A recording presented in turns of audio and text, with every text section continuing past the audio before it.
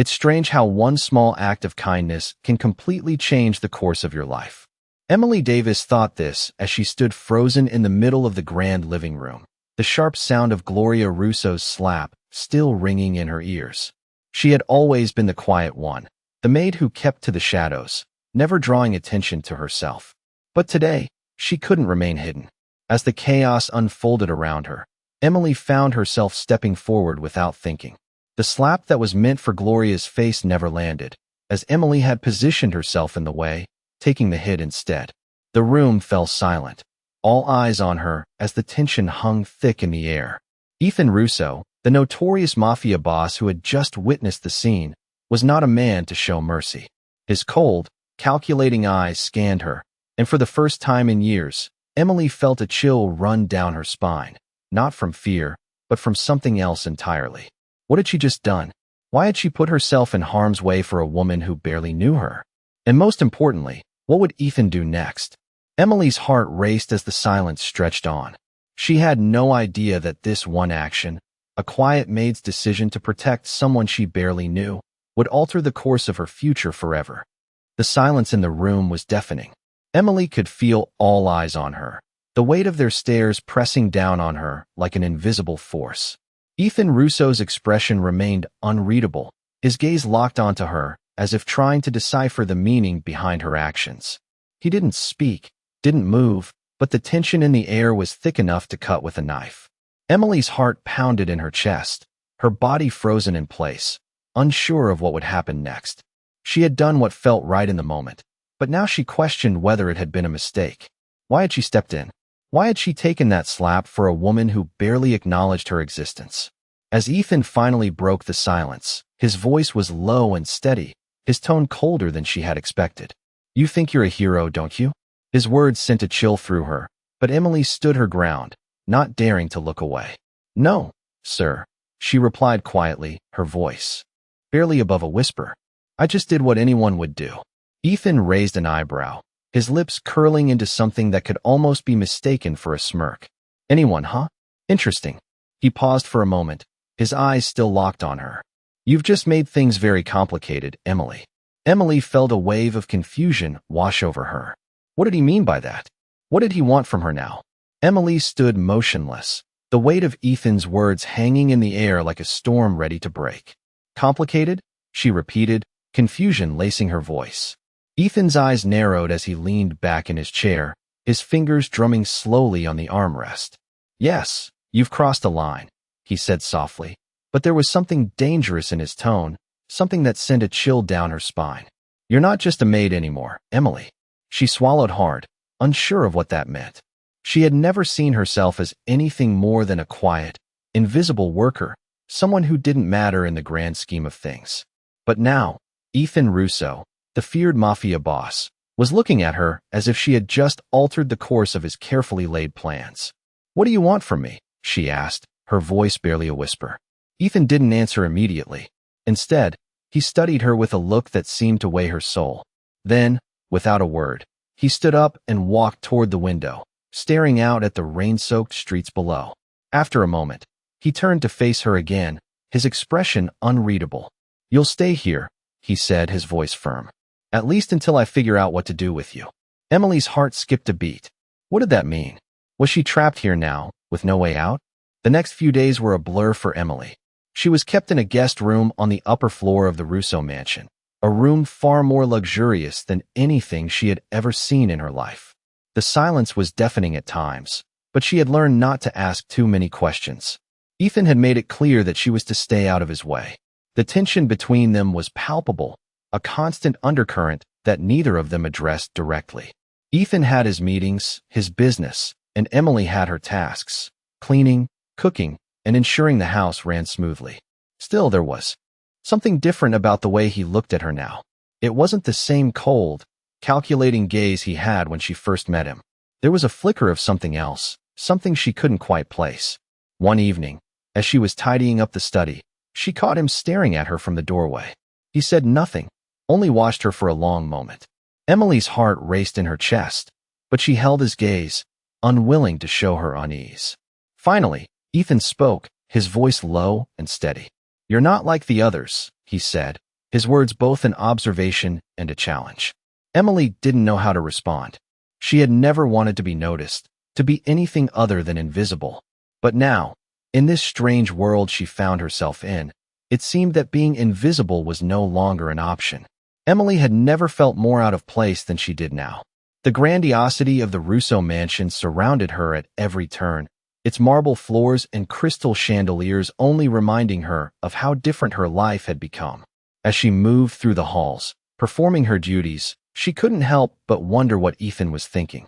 The coldness he had shown her at first was still there, but now there were moments, brief as they were, where his gaze lingered on her a little too long, his words almost too kind for a man who had built his empire on fear and respect.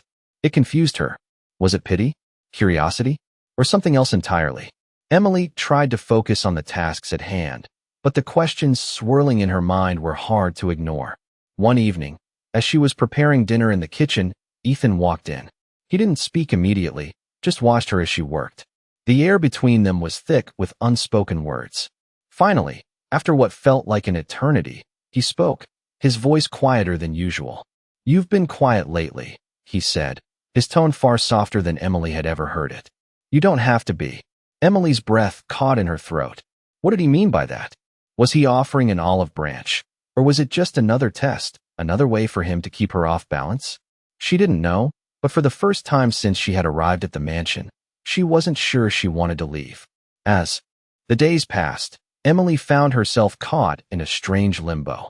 Ethan's behavior toward her had softened, but she couldn't quite figure out his intentions. At times, his presence was comforting, almost protective, and at other moments, he was distant, as if reminding her that she was still just an employee in his world. She continued her work in the mansion, trying to keep a low profile, but the undercurrent between them was impossible to ignore. One afternoon, as Emily was cleaning the study, Ethan unexpectedly appeared in the doorway. His expression was unreadable, and for a moment, she thought he might speak, but instead, he just watched her. The silence stretched on, thick and heavy, until finally, he broke it. "I've been thinking," he said, his voice barely above a whisper. "You're not like anyone I've met before." Emily froze, unsure how to respond. She had always prided herself on being invisible, unnoticed by those who had power. But Ethan had seen her, and it unsettled her in a way she didn't quite understand. "What do you mean?" she asked cautiously, her heart pounding in her chest. Ethan's gaze softened, just for a moment, before he turned and walked away without another word. The encounter left Emily with more questions than answers. What did he mean by that? And why did it feel like everything was changing, even though she hadn't moved an inch? Emily couldn't shake the feeling that something was shifting between her and Ethan. It was subtle, almost unnoticeable, but it was there. He had stopped issuing commands with the coldness he once had, and his words now carried a weight of thoughtfulness she had never expected from a man like him. It left her confused. Was this just another manipulation, or was he starting to see her differently? One evening, as Emily was walking through the hallway, she saw him again. Ethan was sitting at the grand piano in the corner of the living room, his back turned to her.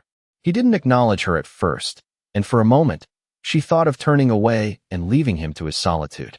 But then he spoke, his voice low and quiet. "I don't expect you to understand," he said, without turning around. "But things are changing. And not just for you. For me, too." Emily's heart skipped a beat. She wasn't sure what he meant, but she felt the weight of his words. It wasn't just the mafia boss who was changing. There was a part of her that was starting to change too. She wasn't sure if she liked where this was going. She wasn't sure if she even wanted to know. But she also couldn't turn away. Ethan finally turned his head, his eyes meeting hers for the briefest moment before he looked away again, his fingers returning to the keys. "Don't mistake this," he muttered, more to himself than to her. "I don't do things for free." Emily wasn't sure if he was talking to her or to the piano, but she knew one thing for certain. Nothing between them was ever going to be simple again. The next few days were filled with a quiet tension. Emily couldn't ignore the growing pull between her and Ethan, a connection that felt as inevitable as the changing tides. He was still distant at times, wrapped up in his world of power and secrets, but there were moments when his eyes softened, when his words weren't as sharp. She couldn't tell if it was out of genuine concern or simply because he was trying to figure out what to do with her. Emily tried to stay focused on her work, but her mind kept wandering back to him. Ethan was unpredictable, a force that she couldn't control, and for some reason, that drew her in, even as she fought against it. One evening, after a long day of cleaning and organizing, Emily found herself in the kitchen, preparing dinner for him. As she worked, she felt his presence behind her, and when she turned, Ethan was standing there, watching her. "You've been quiet," he said, his tone more curious than cold. "You're not used to being noticed, are you?" Emily felt a lump form in her throat. "No," she said softly, not able to hide the vulnerability in her voice. Ethan didn't respond immediately. Instead, he stepped closer, his eyes locking onto hers with an intensity that made her pulse quicken. "Maybe it's time you got used to it," he said, his voice low, almost as if he were trying to reassure her. But Emily couldn't shake the feeling that his words were loaded with something more, something she didn't fully understand yet. She nodded, unsure of how to respond, and watched as he turned and walked out of the room, leaving her alone with her thoughts and the growing realization that her life was changing in ways she wasn't prepared for. The next few days brought more silence, but it was a different kind of silence now, one filled with unspoken understanding. Emily continued to go about her duties, but she noticed the way Ethan watched her more and more, his gaze not just assessing, but thoughtful. It unsettled her in a way she didn't know how to handle. She was starting to see him in a new light, and it terrified her. He was powerful, dangerous, and yet there was a vulnerability in him she couldn't quite explain. One evening, as she was cleaning the library, Ethan walked in. This time, there was no coldness in his demeanor. He was just present. "You've been here a while now," he said, leaning against the doorframe, his voice casual. "How does it feel?" Emily froze, unsure how to respond. "I don't know," she said finally, her voice small. "I guess that feels like I don't belong." Ethan's eyes softened for a moment, and for the first time, Emily saw something different in him, a flicker of empathy. "You do belong," he said quietly, his words almost a reassurance. Emily wasn't sure what to make of it. Was he being genuine, or was this just another way for him to keep her close, to keep her in his world? But one thing was certain. No matter how much she tried to resist, the connection between them was undeniable, and it was changing everything she thought she knew about herself.